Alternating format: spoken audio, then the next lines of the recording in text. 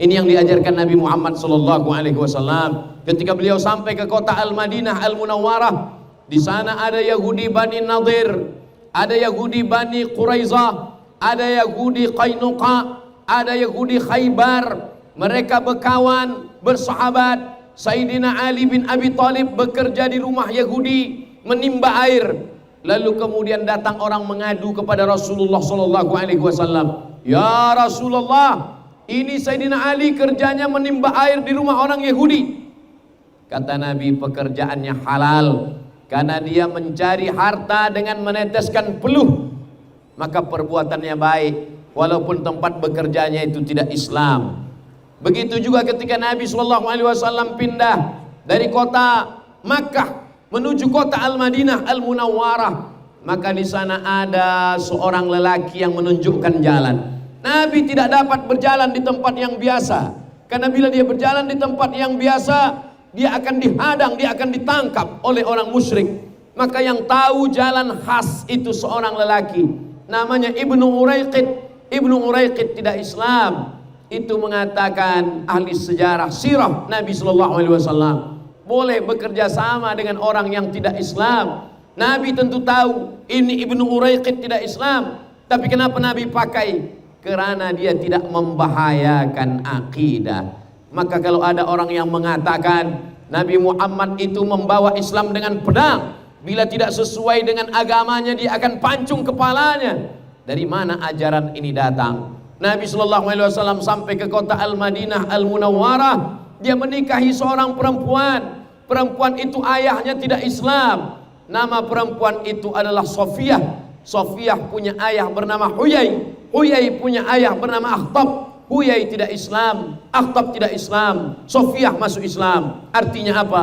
Mertua Rasulullah SAW adalah orang Yahudi yang tidak Islam. Kalaulah ada orang mengatakan Nabi Muhammad bila melihat ada orang tidak Islam, dia akan potong kepalanya, maka habislah kepala orang Yahudi. Tapi apa yang terjadi?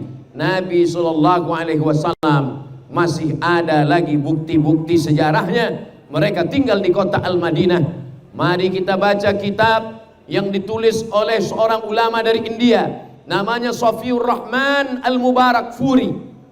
Menulis kitab Ar-Rahiq Al-Makhtum. Diadakan musabaqah, lomba menulis sejarah Nabi Muhammad SAW.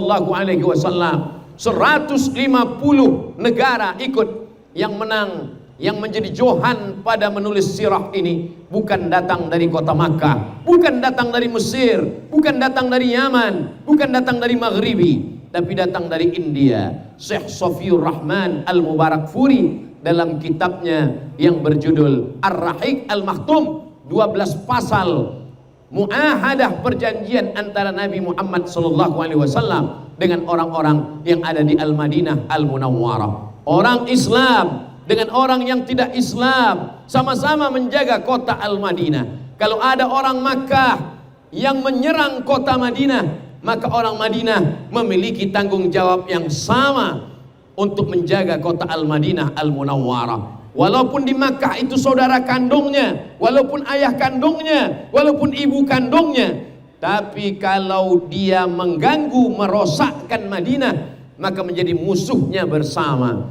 Begitulah Allah Subhanahu wa ta'ala mengajarkan ada yang namanya kebersamaan. Wa ta'awanu 'alal birri wat taqwa, tolong menolong dalam kebaikan dan ketakwaan. Wala ta'awanu 'alal itsmi wal 'udwan, tapi jangan saling tolong menolong 'alal itsmi dalam permusuhan, wal 'udwan dosa, ismi dosa, wal 'udwan dan permusuhan.